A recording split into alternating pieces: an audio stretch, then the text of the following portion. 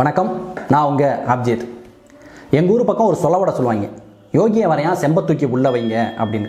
அந்த சொலவடைக்கு என்னடா அர்த்தம் அப்படின்றது எனக்கே இப்போ தான் தெரிஞ்சு. விஜய் அரசியல் வந்த பிறகு விஜய் ரசிகர்கள் யாரை கூப்பிட்டு கேட்டாலும் கிளிப்புள்ள சொன்ன மாதிரி இதைத்தான் திருப்பி சொல்லுவாங்க. இப்போ எதுக்கடா விஜய் அரசியலுக்கு வந்திருக்கான்னு கேட்டால், ஊழலற்ற நேர்மையான ஆட்சியை கொடுக்கறதுக்கு அரசியலுக்கு வந்திருக்காரு அப்படின்வாங்க. ஊழலற்ற நேர்மையான ஆட்சியை கொடுக்குற அளவுக்கு விஜய் நல்லா வராடான்னு கேட்டால், என்னங்க எப்படி கேட்டீங்க? 200 கோடி ரூபா சம்பளத்தை விட்டுட்டு வராரு, கெரியரின் உச்சத்தை கேரியரின் உச்சத்தையே விட்டு வராரு. அவர்கிட்டலாம் பணம் கோடி கோடியாக கொட்டி கிடக்குதுங்க. அரசியலுக்கு வந்து தான் பணம் சம்பாதிக்கின்ற அவசியம் அவருக்கு கிடையாது. அதாவது விஜய் கூட ஒரு இதில் ஸ்டேஜில் சொன்னார் இல்லையா, என்னங்க பெரிய பணம் நிறையா பார்த்தாச்சுங்க அப்படின்னு வரல. அந்த மாதிரி நிறைய பணம் அவர்கிட்ட இருக்குங்க. அதனால் பொது வாழ்க்கைக்கு சம்பாதிக்க மாட்டார், நேர்மையாக இருப்பார். இங்கே இருக்கக்கூடிய அரசியல்வாதிகள் பண்ணக்கூடிய ஊழலை பார்த்து, அவங்க வாங்கக்கூடிய லஞ்சத்தை பார்த்து பொறுக்காமத்தான் மக்களுக்கு ஊழலற்ற ஒரு நேர்மையான ஆட்சியை கொடுக்கணும் அப்படின்னு சொல்லி பொது வாழ்க்கைக்கு வந்திருக்காரு. நீங்கள் வேணுமா பாருங்கள், அவர் முதலமைச்சராகி எவ்வளோ நேர்மையாக ஆட்சி செய்கிறாரு பாருங்கள் அப்படின்னு சொல்லி ஒரு உருட்டுவாங்க. அதாவது இந்த ரசிகர்களுடைய லாஜிக் என்னன்னா, விஜய்கிட்ட நிறையா பணம் இருக்குது, அதனால அவர் அரசியலுக்கு பணம் சம்பாதிக்கணும்னு நினைக்க மாட்டார், நேர்மையாக இருப்பார் அப்படின்றது. அதாவது பணக்காரன் பொது வாழ்க்கைக்கு வந்தால் அரசியலுக்கு அவன் நேர்மையாக இருப்பான். இல்லாத வீட்டிலேருந்து ஏழைகள் பொது வாழ்க்கைக்கு ஏதாவது ஒரு மாற்றத்தை பண்ணுவோம் அப்படின்னு சொல்லி வந்தால் அவன் சம்பாதிப்பான். பணக்காரன்ட்ட பணம் நிறையா இருக்குது, அதனால் அவன் பொது வாழ்க்கையில் சம்பாதிக்க மாட்டான். ஏழைகள் பொது வாழ்க்கைக்கு திருடத்தான் வருவாங்க அப்படின்றதான் இவங்களுடைய கேவலமான ஒரு லாஜிக்கு. ஏன்டா ஏழையாக வரவெல்லாம் திருடுவேன், பணக்காரன்லாம் நேர்மையாக இருப்பேன் அப்படின்னா, ஐயா காமராஜர், கக்கன் இவங்கெல்லாம் யாரா? நம்ம மாதிரி சாதாரண குடும்பத்தில் பிறந்து பொது வாழ்க்கைக்கு அந்த பொது வாழ்க்கையில் உச்சம் தொட்டவங்க. ஆனால் நேர்மையின் நேர் வடிவமாக இருந்தவங்க. அவங்களுடைய நேர்மையை யாராச்சும் குறை சொல்ல முடியுமா? சரி, அவங்கள கூட விடுங்க. இப்போ நம்ம கண்ணு முன்னாடி வாழும் சாட்சியாக இருக்கக்கூடிய அவர் ஐயா நல்லக்கண்ணு அவர்கள், சுதந்திர போராட்ட வீரர், இன்றைக்கி பொது வாழ்க்கையில் இருக்கக்கூடியவர் தான். அவருடைய நேர்மையை யாராச்சும் கேள்வி கேட்க முடியுமா? அப்போலாம் நேர்மையாக வாழ்கிறதுக்கும் பணக்காரனாக இருக்கிறதுக்கு எந்த சம்மந்தம் கிடையாது. அதே போல் பணக்காரனாக இருக்கவெல்லாம் பணத்தாசை இல்லாதவன் அப்படின்றதுலாம் அர்த்தம் கிடையாது. இன்றைக்கி உலகம் முழுக்க மக்களை சுரண்டி திங்கக்கூடியவனாக இருக்கவன், இந்த இயற்கை வளங்களை சுரண்டி திங்கக்கூடியவனாக இருக்கவன் பூராமே பணக்காரனாக தான் இருக்கான். எனவே இந்த பணக்காரனாக இருக்கனால அவனுக்கு பணத்தாசை இருக்காது அப்படின்றதுக்கு எந்த விதமான உத்தரவாதம் கிடையாது, அதுக்கு யாரும் விதிவிலக்கும் கிடையாது. அதே மாதிரி தான் விஜயும். விஜய் அவர்கள்ட்ட நீங்கள் சொன்ன மாதிரி பெரிய பணக்காரர் தானே, 2016 30 கோடி சம்பளம் வாங்கக்கூடியவர் தானே. அப்புறம் எதுக்கு அவருடைய வருமானத்தில் பாதியை மறைச்சார்? அதுக்கு வரி கட்டாமல் அதை ஏற்கணும்னு பார்த்தாரு. அந்த வழக்கு தானே இப்போ 26 தீர்ப்பாயிருக்கு. ஒழுங்கு மரியாதையாக வரியை கட்டுறா, இந்தா 1.5 கோடி இதை ஃபைனை கட்டு அப்படின்னு சொல்லி தானே தீர்ப்பு வந்திருக்கு. அப்போ வருமானத்தை மறைத்து அந்த பணத்தை தானே வைத்து கொள்ள வேண்டும், அதுக்கு பணம் கட்டாமல் அந்த பணத்தை தானே வைத்து கொள்ள வேண்டும் என்று பணத்தாசை பிடித்து தன்னுடைய வருமானத்தை மறைத்த நபர் தான், ஊழல் செய்த நபர் தான், வரி ஏய்ப்பு செய்த நபர் தான் இந்த விஜய். இவர் உங்களுக்கு யோக்கியமாக இவர் நேர்மையான ஆட்சியை கொடுப்பார். அதான் நான் சொன்னேன்ல, சொல்லவோட யோக்கியம் வரையா செம்ப தூக்கி உள்ளவங்க, அந்த யோக்கியம் இவர் தான். விஜய் ஏதோ வரி ஏய்ப்பு செஞ்சுட்டாரு, ஒரு சாதாரணமாக சின்னதாக ஒன்று பண்ணிட்டாரு, சின்னதாக ஒரு தப்பு பண்ணிட்டாரு அப்படின்றதெல்லாம் கிடையாது. விஜய் என்ற அந்த நடிகர் தமிழ் சினிமா உலகிலேயே அதிகமாக பணத்தாசை பிடித்த, பேராசை பிடித்த ஒரு நடிகன். அதில் எந்த விதமான மாற்று கருத்தும் கிடையாது.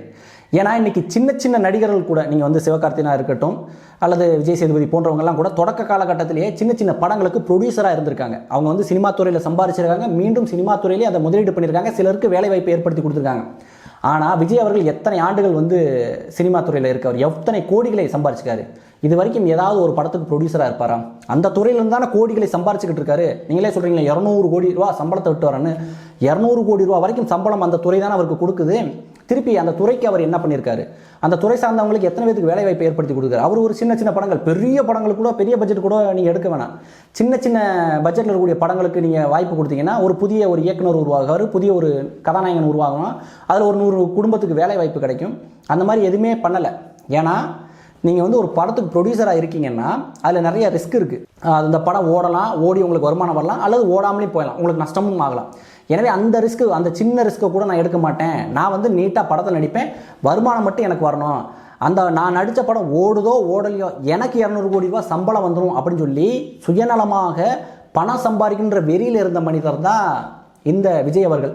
இவ்வளோ ஏன் இப்போ விஜயினுடைய மகனே படம் எடுக்கிறாப்புல, அந்த படத்துக்கே விஜய் ப்ரொடியூசர் கிடையாது, வேற ஒருத்தனை வச்சு தான் மிளகா அரைச்சிக்கிட்டு இருக்காங்க. ஏன் தன்னுடைய மகன் எடுக்கக்கூடிய படத்துக்கு ப்ரொடியூசராக இருக்க வேண்டியதானே? லாபமாக நட்டமாக என் பையனுக்காக நான் இதை ஏற்றுக்கிறேன் அப்படின்னு சொல்லி ஒரு ரிஸ்க் எடுக்க வேண்டியதானே? அதை கூட எடுக்க மாட்டார். அதையும் அடுத்தவன் தலையில் தான் கட்டுவார். அந்த அளவுக்கு தாங்கிட்டே இருக்கக்கூடிய பணத்தை பத்திரமா வச்சுக்கணும்னு நினைக்கக்கூடிய ஒரு பணத்தாசை பிடித்த ஒரு நடிகர் தான் விஜய் அவர்கள். இல்லை, நான் தெரியாமல் தான் கேட்குறேன். 200 கோடி ரூபா சம்பளத்தை விட்டு வர்றாரு, 200 கோடி ரூபா சம்பளத்தை விட்டு வர்றாருன்னு சொல்லி பாட்டாக படிக்கிறீங்கல்ல, பணத்து மேலே ஆசை இல்லாதவன் எதுக்குப்பா 200 கோடி ரூபா சம்பளம் வாங்கிட்டு நடிக்கிற? ஒரு 5 கோடி 10 கோடி கூட நடிக்கலாம்ல. சரி விடு, பெரிய ஹீரோ, பெரிய மார்க்கெட்டு, 50 கோடி ரூபா சம்பளம் வாங்கிட்டு நடி. அப்போ நிறையா ப்ரொடியூசர் இவரை வச்சு படம் எடுக்கிறதுன்னா வருவாங்கள்ல, நல்ல கதையாக, தரமான கதையாக, ஒரு கருத்தியல் சார்ந்த கதைகளை வந்து எடுத்து நடி. அதன் மூலமாக ஒரு துறை சார்ந்த ஒரு 100-200 பேருக்கு வேலை வாய்ப்பு கிடைக்கும், புது புது தொழில்கள் அவங்களுக்கு வந்து வாய்ப்பு கிடைக்கும் இல்லையா? அது எதுவும் பண்ணுறதில்ல. நடித்தா 200 கோடி ரூபா சம்பளம் வாங்கிட்டு பெரிய பட்ஜெட் படத்தில் மட்டும்தான் நடிப்பேன் அப்படின்னு சொல்லி நடிச்சுக்கிட்டு இருக்குது. இவருக்கு கேட்டால் வந்து பணத்தாசியே இல்லைங்க, என்னங்க பணம் என்கிட்ட நிறையா இருக்குங்க அப்படின்றது. ஏன் குறைஞ்ச சம்பளம் வாங்கிட்டு நடிக்க வேண்டியதானே? இந்த மாதிரி விஜய் மாதிரியான இந்த கமர்ஷியல் நடிகர்கள் கோடி பல 100 கோடிகளை சம்பளமாக வாங்கினால தான் தமிழ் சினிமாவில் தரமான கமர்ஷியல் படங்களோட வரதில்லை. இப்போ விஜய் நடிக்கிறதுனா கமர்ஷியல் படங்கள் தான், ஆனால் அது ஒரு குப்பை கமர்ஷியல் படங்கள். இன்னொரு புறம் பார்த்தீங்கன்னா, இந்த மாதிரி குப்பை கமர்ஷியல் படங்கள் வந்து தமிழ் சினிமாவில் நிறைச்சி இருக்கனால தான் தரமான சிறு சிறு படங்களுக்கு கூட வாய்ப்பு இல்லாமல் போயிடுது, திரையரங்கு கிடைக்க மாட்டேது. இப்போ பார்த்தீங்கன்னா சல்லியர் திரைப்படத்துக்கு வந்து திரையரங்குகளே கொடுக்க மாட்டேங்கிறாங்க, கடைசியில் வந்து ஓடிடியில் தான் அதை ரிலீஸ் பண்ணுற மாதிரி ஆச்சு. இந்த மாதிரி தரமான இந்த மண்ணினுடைய கொள்கையை பேசக்கூடிய படங்களுக்கு வாய்ப்பு இல்லாமல் போயிடுது. சரி, கமர்ஷியல் படமாச்சு நல்ல பெரிய லெவலில் ஒரு கமர்ஷியல் படமாக வருதுறான்னு பார்த்தா அதுவும் வந்து தொலை மாட்டேது, குப்பை படங்கள் தான். வெறும் சண்டை, பாட்டு, டான்ஸு, ஐட்டம் டான்ஸு இப்படி மட்டும்தான் இருக்குது. இதுதான் வந்து உங்களுக்கு கமர்ஷியல் சினிமா அப்படின்னு சொல்லி நம்ம மண்டையில் மிளகா அரைச்சிக்கிட்டு இருக்காங்க. காரணம் என்னென்னா, இந்த நடிகர்களுடைய சம்பளம் அந்த அளவுக்கு உயர்வாக பெரிய அளவில் இருக்குது. இப்போ 500 கோடி ரூபா படத்தினுடைய பட்ஜெட்னா 200 கோடி ரூபா 250 கோடி ரூபா விஜயை வாங்கிட்டு போயிடுவார். அப்புறம் மீதி இருக்கக்கூடிய காசை வச்சு அவங்களுக்கு டேரக்டர் அது இதுன்னு சம்பளத்தை பிரிச்சுக்கணும். அது போக மீதி இருக்கக்கூடிய காசை வச்சுக்கிட்டு தான் படத்தை எடுக்கணும். அப்போ அந்த படம் எப்படி இருக்குன்னு யோசிச்சு பாருங்கள். அதுக்கு வேறு இவர் ஒரு 50 கோடி இல்லை 40 கோடியில் சம்பளம் வாங்கினாலும் மீதி இருக்கக்கூடிய பணத்தில் ஒரு பெரிய ஒரு பிரம்மாண்டமான ஒரு படத்தை எடுக்க முடியும் இல்லையா? அந்த மாதிரிலாம் எடுக்கிறதுக்கெலாம் முயற்சி பண்ணுறதில்ல தமிழ் சினிமாவில். இந்த மாதிரி குப்பை கமர்ஷியல் படங்களை கொடுத்து நம்ம ரசிகர்களை வந்து ஏமாற்றிக்கிட்டு இருக்கோம் அப்படின்ற அந்த குற்ற உணர்ச்சி கூட இல்லாமல் வாழ்ந்துகிட்டு இருக்கக்கூடிய ஒரு நடிகன் தான் விஜய் அவர்கள். இப்படி தான் சார்ந்த துறைக்கு எந்த விதமான நல்லதும் பண்ணாமல் நம்மளுக்கு கோடியாக வருமானத்தை கொடுத்தது இந்த துறை தான், இந்த துறைக்கு திருப்பி ஏதாச்சும் பண்ணணும் அப்படின்ற நன்றி உணர்வே இல்லாத விஜய் தான் நாட்டு மக்களுக்கு நல்லது பண்ணிடுவார் அப்படின்னு சொல்லி தொடர்ந்து பேசிக்கிட்டு இருக்காங்க. இதையும் நம்ம நம்பணும்னு சொல்லி எதிர்பார்க்குறாங்க. இவங்களுக்குலாம் நம்மளை பார்த்தா பைத்தியக்காரங்க மாதிரி தெரியும் போல இருக்குது. சரி, சினிமா துறையில் தான் விஜய் சீரழிஞ்சு போய் கடந்தாப்புல, பொது வாழ்க்கைக்கு வந்ததுக்கு அப்புறமாச்சு திருந்துவாப்புல அப்படின்னு பார்த்தா இங்கே அதை விட மோசமாக தான் அவங்க நிலைமை என்பது இருக்குது. இப்போ தாவேகா கட்சியினர் இவ்வளோ பெரிய மாநாடுகள், பொதுக்கூட்டங்கள், அப்புறம் அந்த ரோட் ஷோலாம் பண்ணுறீங்களே, இதுக்கெல்லாம் எங்கேருந்து தாவேகா கட்சிக்கு பணம் வருது? உடனே வந்து சொல்லக்கூடாது விஜய் அவர்கள் சம்பாதிச்ச காசை கொண்டு வந்து செலவு பண்ணுறாங்கலாம் சொல்லாத, இதை குழந்தை கூட நம்பாது. ஏன்னா எச்சிக்கையில் காக்கா ஓட்டாத நபர் தான் விஜய் அப்படின்றது எல்லாருக்குமே தெரியும். ஒட்டுமொத்த சினிமா துறைக்கும் தெரியும், தமிழ் சமூகத்துக்குமே தெரியும். விஜய் ரசிகர்களுக்கு தெரியாமல் இருந்தால் வேணுமாலும் ஆச்சரியம். ஆனால் எல்லாருக்குமே தெரியும் எச்சிக்கையில் காக்கா ஓட்டாத நபர் தான் விஜய் அவர்கள் அப்படின்னு. ஏன்னா தன் மகன் எடுக்கக்கூடிய படத்தை கூட ப்ரொடியூசராக இருக்க விரும்பாதவர், தான் சம்பாதித்த சொத்தை வந்து அப்படியே முட்டையை அடகாக்கிற மாதிரி அப்படியே பாதுகாத்து வைக்கணும் அப்படின்னு சொல்கிற நினைக்கக்கூடிய பணப்பித்தும் புகழ் பித்தும் பிடித்த ஒரு நபர் தான் விஜய் அப்படின்றது எல்லாருக்குமே தெரியும். எனவே அவர் எனக்கு தெரிஞ்சு இதுக்கெல்லாம் செலவு பண்ண போகிற ஆள் கிடையாது. எனவே தாவேகா கட்சி இந்த கூட்டங்கள் நடத்துறீங்களா, இதுக்கு எங்கேருந்து பணம் வருது? அதே போல் ஆதவர்ஜுனன் உங்கள் கூட ஒருத்தர் சுற்றிட்டு இருக்காருல்ல, அவருடைய தொழில் என்ன? அவருக்கு எங்கேருந்து வருமானம் வந்துட்டு இருக்கு? விஜய் கூட படம் நடிச்சார், சம்பாரிச்சான்னு சொல்லலாம். ஆதவர்ஜுனன் என்ன தொழில் பண்ணிட்டு இருக்காரு? வெளியே சொல்லும்படியாக ஒரு நல்ல தொழில் பண்ணிக்கிட்டு இருக்காரு அப்படின்றத உத்தரவாதமாக சொல்ல முடியுமா? ஒரு வெளிப்படையாக அவங்களால பேச முடியுமா? இப்படி உங்களுடைய சினிமா துறையில் நீங்கள் சம்பாரித்த பணத்துலையும் வெளிப்படையாக நீங்கள் கணக்கு காமிச்சு வரி கட்டலை. இன்றைக்கி பொது வாழ்க்கையிலும் கூட உங்களுக்கு எங்கேருந்து பணம் வருது அப்படின்றத வெளிப்படையாக நீங்கள் காட்டலை. ஆனால் நீங்கள் ஆட்சி அதிகாரத்துக்கு வந்தால் மட்டும் வெளிப்படையான ஒரு நிர்வாகத்தை கொடுத்து ஊழலில் லஞ்சத்தையும் ஒழிப்பீங்க அப்படின்னு சொல்லி நாங்கள் எப்படி நம்புறது?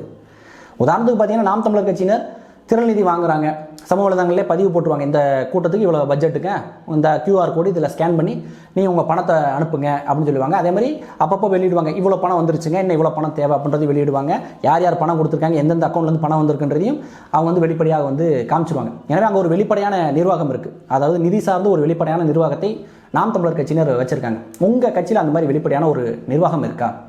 ஊழலையும் லஞ்சத்தையும் ஒழிக்கிறதுக்கு முதல் படி என்ன தெரியுமா? வெளிப்படையான நிர்வாகம். விஜய் அவருடைய சினிமா வாழ்க்கையிலையும் வெளிப்படையாக இருந்ததில்ல, இப்போ பொது வாழ்க்கைக்கு வந்ததுக்கு அப்புறமும் அவங்களுக்கு எங்கேருந்து பணம் வருதுன்றதை வெளிப்படையாக சொன்னதில்லை.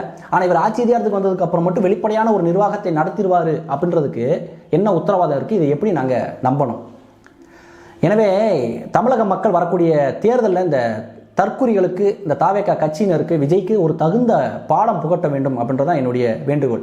ஏன்னா இந்த நடிகர்கள்லாம் என்ன நினச்சிக்கிட்டு இருக்காங்கன்னா, நம்ம ஒரு 4 படம் நடிச்சிட்டோம், உச்ச நட்சத்திரம் ஆகிட்டோம், நிறைய சம்பாரிச்சோம், அடுத்த வேலை என்னடா முதலமைச்சர் நாட்டை ஆள்வதாண்டா, எப்படி பணத்தை செலவு பண்ணி நம்ம படத்தை பார்த்தாங்களோ அது மாதிரி அவங்க ஓட்ட செலவு பண்ணி நம்மளை ஆச்சரியத்தை கொண்டு வந்துருவாங்கடா அப்படின்ற ஒரு குருட்டு நம்பிக்கையிலேயே வராங்க. மக்களை வந்து முட்டாள்களாகவும் அடிமைகளாகவும் நினச்சிக்கிட்டே இவங்க வராங்க. எனவே இந்த 2026 தேர்தலில் விஜய்க்கும் அவங்க கட்சியை சார்ந்தவனுக்கும் தமிழக மக்கள் புகட்டக்கூடிய பாடத்தில் இனி எந்த ஒரு நடிகனுக்குமே தமிழ்நாட்டில் ஆட்சி அதிகாரத்துக்கு வரணும்டா, நம்ம நடிச்சிட்டோம்டா, 4 படம் நடிச்சிட்டா, நல்லா ஓடிச்சு, அடுத்த வேலை முதலமைச்சர்ரா அப்படின்ற அந்த கனவே வரக்கூடாது. அந்த அளவுக்கு ஒரு வலுவான அடி இந்த 2026 தேர்தலில் தாவேகா கட்சிக்கும் விஜய்க்கும் தமிழக மக்கள் கொடுக்க வேண்டும் அப்படின்றதான் என்னுடைய வேண்டுகோள். மேலும் இந்த காணொலி சம்பந்தமான உங்களுடைய கருத்துக்களை கமெண்ட்ல தெரிவிங்க. என்னால் முடிஞ்ச பதில்களை நான் சொல்கிறேன். வீழ்வது நாமாயினும் ஆள்வது தமிழாகட்டும். நன்றி.